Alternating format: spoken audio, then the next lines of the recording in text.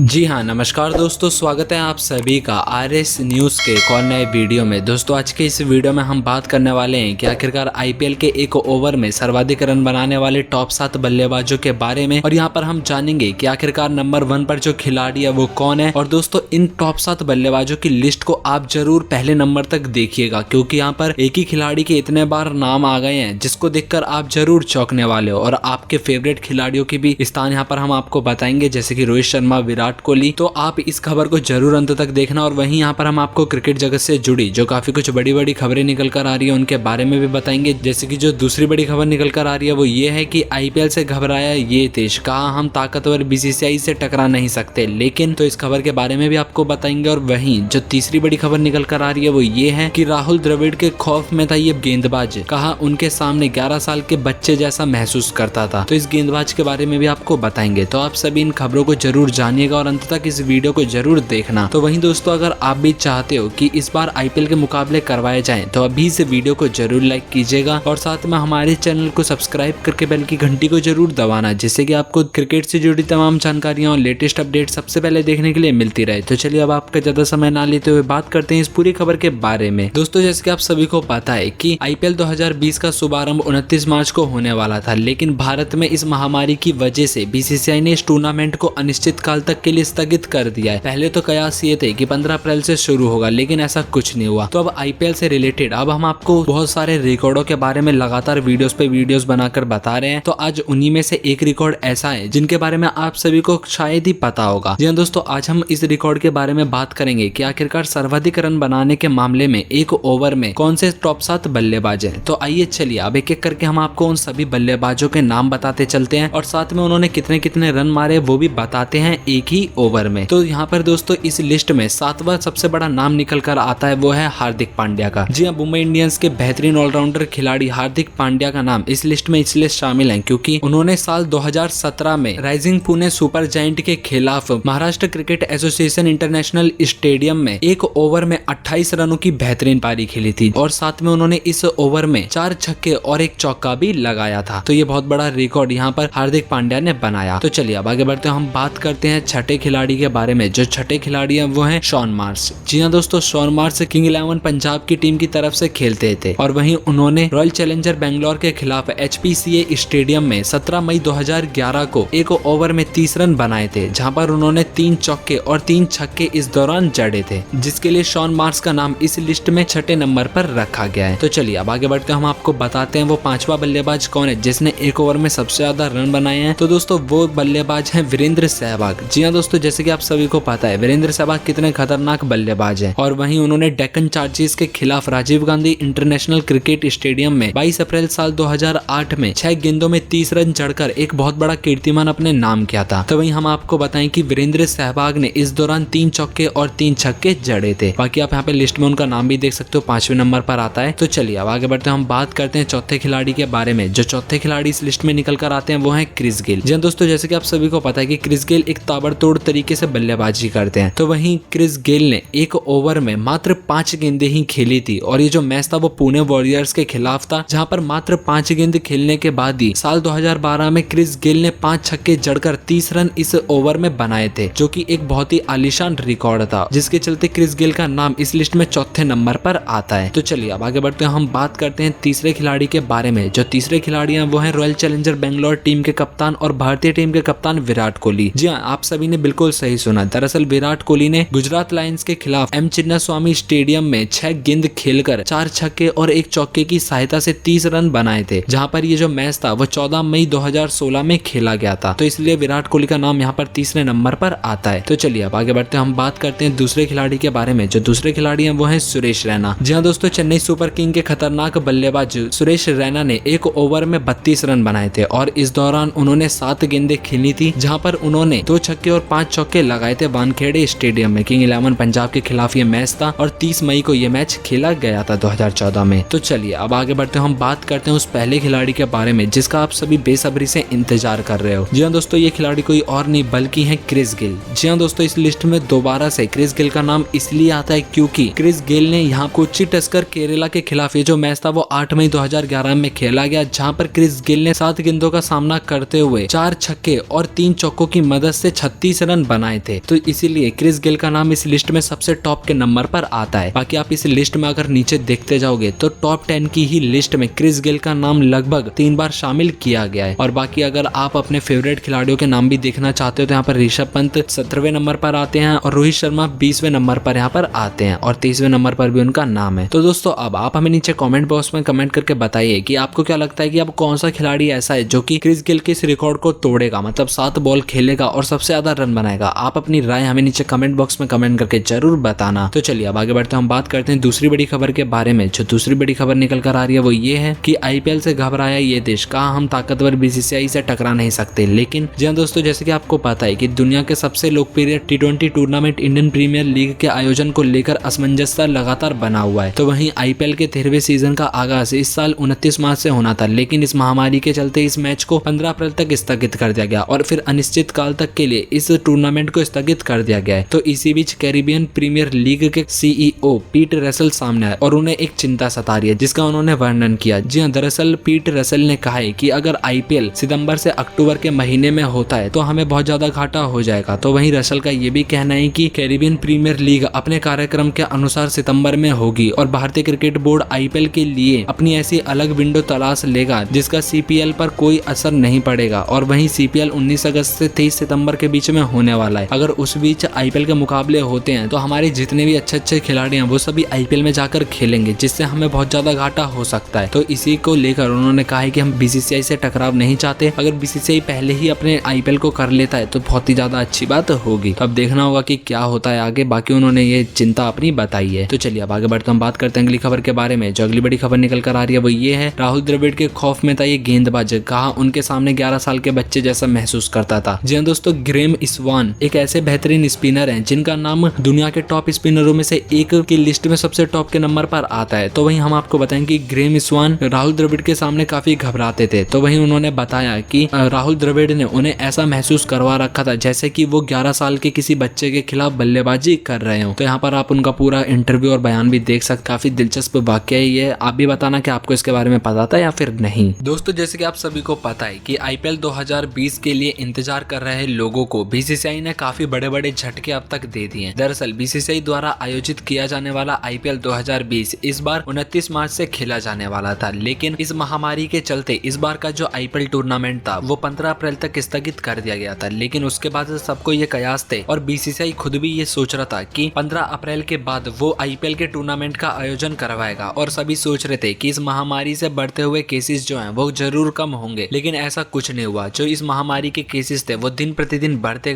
गए और आज के टाइम पर संख्या 13 से 14 हजार के लगभग पहुंच चुकी है, जो कि एक बहुत ही बड़ा आंकड़ा होता है। तो जिसके चलते प्रधानमंत्री श्री नरेंद्र मोदी जी ने भारत में लॉकडाउन को बढ़ाने का और फैसला किया। तो अब ये जो लॉकडाउन 14 अप्रैल को खत्म हो रहा था उसको आगे 19 दिन तक और बढ़ा दिया गया और अब उसे 3 मई तक का कर दिया गया, जिसके बाद सभी को एक बहुत बड़ा झटका लगा। और जो क्रिकेट दीवाने थे और उनको तो खास तौर पर जरूर ये बड़ा झटका लगा होगा, क्योंकि सब सोच रहे थे कि 15 अप्रैल से मैच होंगे, लेकिन ऐसा कुछ नहीं हुआ। और अब बीसीसीआई ने अप्रैल के महीने में आईपीएल को शुरू करवाने वाले अपने फैसले को भी बदल दिया और उन्होंने ये भी कहा कि मैचों को तभी करवाया जाएगा तब इस महामारी से संक्रमित लोगों की संख्या कम होगी। लेकिन हमें ऐसा दोस्तों कहीं दूर दूर तक नहीं दिखता है कि 2020 में आईपीएल के मुकाबले खेले जाएंगे। हालांकि अभी बीसीसीआई ने अपना सितंबर और अक्टूबर वाला रूम बुक कर रखा है जिसमें वो इस मैच को करवाने के लिए सोच रही है। लेकिन दोस्तों इसी बीच एक ऐसी भी खबर सामने निकल कर आई जिसने हर एक क्रिकेट फैन को खुश कर दिया। जी हाँ दोस्तों, जैसे कि आप सभी ने कल देखा कि श्रीलंका क्रिकेट बोर्ड के अध्यक्ष ने यह बोला कि इस बार बीसीसीआई अपने मैच को हमारे यहाँ पर करवा सकते हैं, क्योंकि श्रीलंका में इस महामारी से संक्रमित लोगों की संख्या काफी कम है और इसके लिए उन्होंने यहाँ पर प्रस्ताव रखा और उन्होंने कहा कि बीसीसीआई अगर हमारे यहाँ पर मैच करवाता है तो उसे जगेगा। लेकिन अब इसके ऊपर काफी बड़े बड़े अधिकारी सामने निकल कर आए और उन्होंने बोला कि आईपीएल के मैचों को तो करवाया जाएगा, भले वो साल के अंत में क्यों ना करवाया जाए, लेकिन जो मैच होंगे वो इस बार भारत में ही करवाए जाएंगे, ना कि किसी और देश में। तो श्रीलंका के इस प्रस्ताव को बीसीसीआई ने पूरी तरीके से ठुकराया और साफ से अक्टूबर के महीने में हम उन्हें करवाने का प्रस्ताव रखेंगे। लेकिन अभी के लिए तो हमें लोगों की जान की परवाह है और इस महामारी में तो खेल का सवाल बिल्कुल भी नहीं उठाया जाएगा। लेकिन 14 अप्रैल की सुबह ही पीएम नरेंद्र मोदी जी ने दोस्तों के साथ फेसबुक व्हाट्सएप वगैरह पे शेयर करना मत भूलना और चैनल पर अगर आप पहली बार आए हो तो चैनल को भी सब्सक्राइब करके बेल की घंटी को जरूर दबाना, जिससे कि आपको देश दुनिया की तमाम जानकारियां और लेटेस्ट अपडेट सबसे पहले देखने के लिए मिलती रहे। तो मिलेंगे अगली कोई ऐसी जानकारी में, तब तक के लिए जय हिंद जय भारत।